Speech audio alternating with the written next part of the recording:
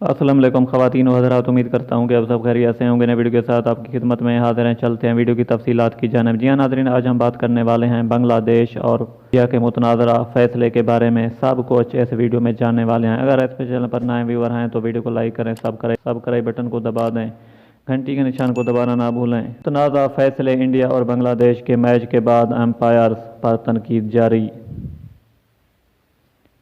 Australia میں کھیلے جا رہے ٹی20 ورلڈ کپ کے میچ میں انڈیا نے بنگلہ دیش کو سنسنی خیز مقابلے کے بعد 5 رن سے ہرا دیا۔